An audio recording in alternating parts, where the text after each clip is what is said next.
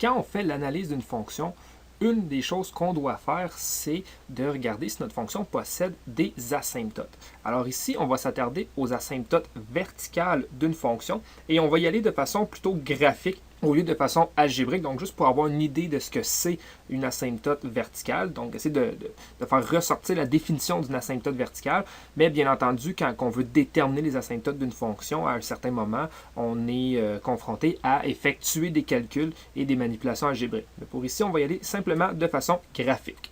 Donc, on a trois fonctions ici dans le bas et je vais donner dans le fond, leur description algébrique. Alors, la première fonction, c'est la fonction f de x égale à 1 sur x moins 1.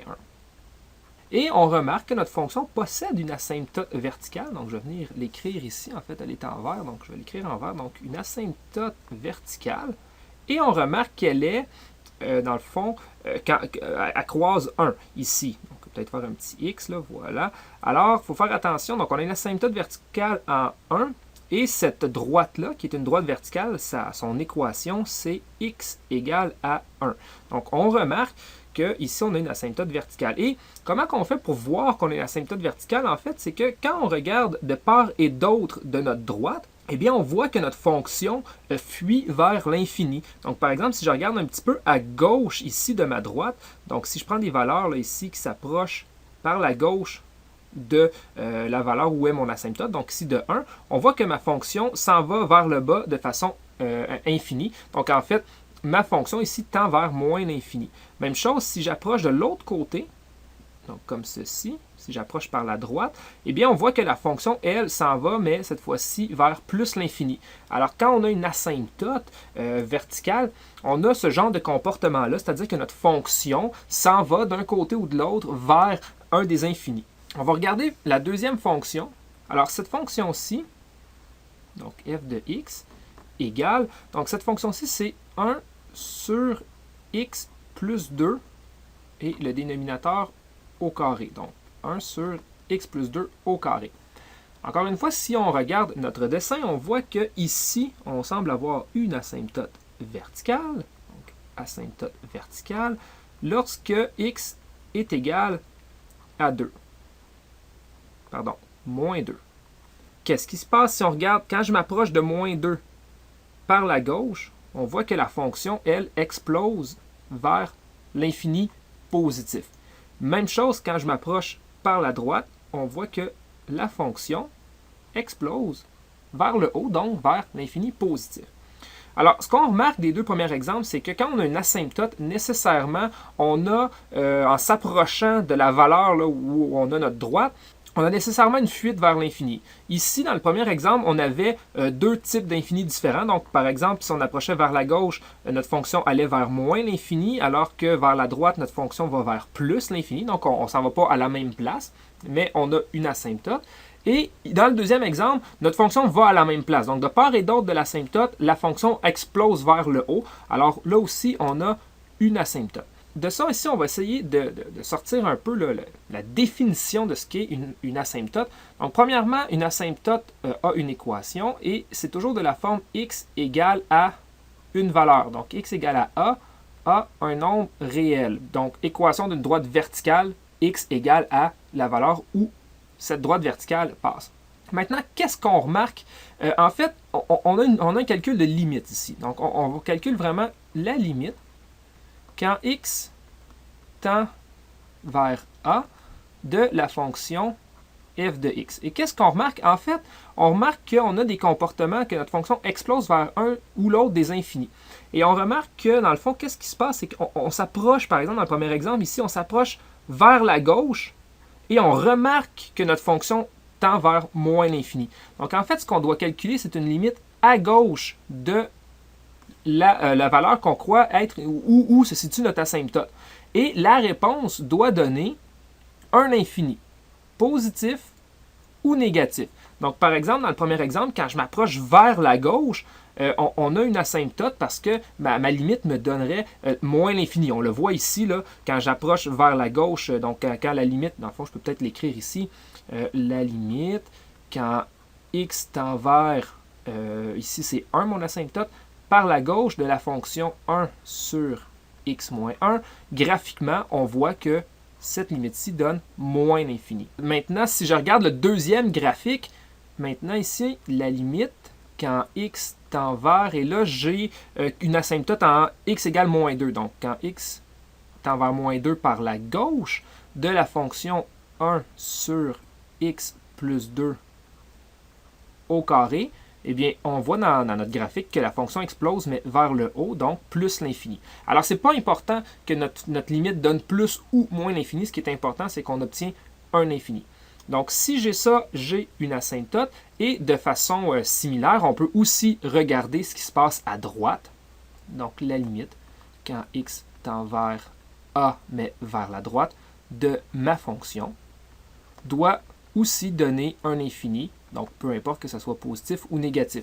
Donc ici, si on calculait, bon, je peux peut-être juste le faire en mode correction. Donc, si plutôt ici, je regardais la limite quand x tend vers 1 plus, donc quand x tend vers 1 mais vers la droite, dans notre graphique, on remarque que notre fonction ici là, explose vers le haut. Donc, j'aurais une limite qui donne plus l'infini. Donc, nécessairement, j'ai une asymptote. Et même chose ici, si je regarde quand x s'approche de moins 2, mais cette fois-ci par la droite, donc moins 2 par la droite, eh bien, on a aussi plus l'infini. Quand on a dans le fond, ces résultats-là, donc quand on calcule une limite à gauche ou une limite à droite et que le résultat nous donne un infini, on a une asymptote d'équation x égale à a. Je vais continuer l'analyse de mes fonctions juste pour vraiment regarder un peu plus en détail c'est quoi une asymptote. Si on regarde ici la fonction qui est donnée, alors la troisième fonction, c'est la fonction f de x égale à ln de x. Alors ici, on remarque encore une fois qu'on a une asymptote verticale en x égale à 0. Mais par contre, on remarque qu'ici, il n'y a pas de fonction. Okay? Donc, en fait, c'est parce que la fonction n'est pas définie pour des valeurs plus petites ou égales à 0. Parce que le domaine de la fonction ln de x, c'est de 0 à plus l'infini, mais en excluant le 0. Donc, je peux peut-être écrire ici là, la petite note que je viens de donner. Le domaine de cette fonction, c'est de 0 à plus l'infini. Donc, les réels positifs en excluant 0. Alors, ici, si on remarque, la fonction est seulement d'un côté de notre asymptote. C'est pas grave, on a quand même une asymptote. Parce que graphiquement, qu'est-ce qu'on a? On a que la limite, quand x tend vers 0, et là, on remarque que c'est ici, donc vers la droite de ma fonction ln de x, me donne moins l'infini. Donc, j'ai une limite à droite qui me donne moins l'infini. Nécessairement, j'ai une asymptote verticale d'équation x égale à 0. La limite à gauche, eh bien, cette limite-ci, donc la limite quand x tend vers 0 par la gauche, eh bien, cette limite-ci n'existe pas, tout simplement parce que si je prends des valeurs qui sont un peu plus petites que 0, donc à gauche de 0, ça ne fait pas partie du domaine de ma fonction qui est ici. Donc, il n'y a pas de limite à calculer à gauche de 0, étant donné que ma fonction, elle ne se retrouve pas là.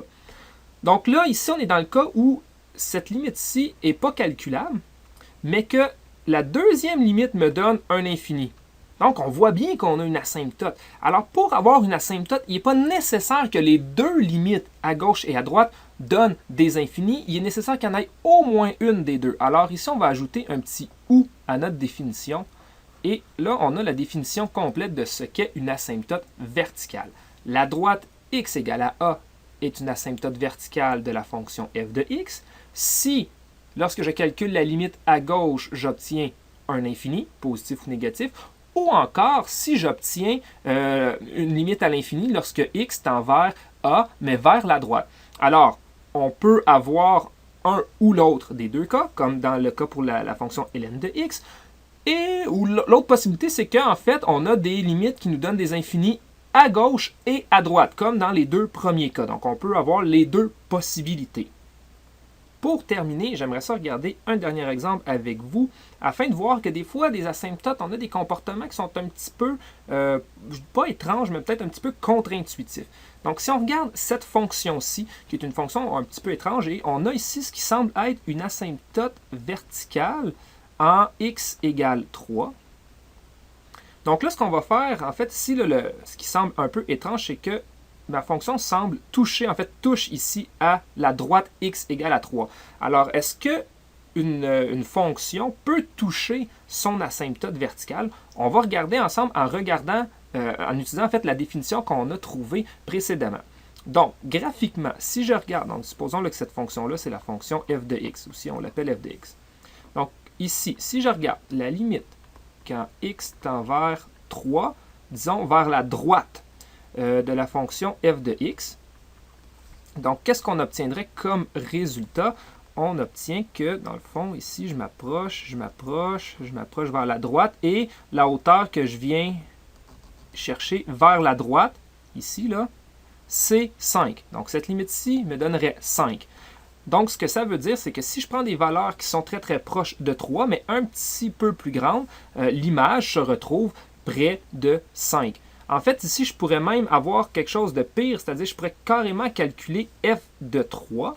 Donc là, ici, je n'ai pas la description algébrique de la fonction, mais même qu'on pourrait avoir f de 3 est égal à 5. Alors ça, ce que ça veut dire, c'est que si je regarde carrément en 3, parce qu'ici, je vous rappelle, la limite, c'est quand on regarde près de 3. Donc, près de 3, l'image est près de 5. Mais ici, je pourrais carrément regarder en 3 et constater qu'il y a effectivement un point plein ici sur la droite.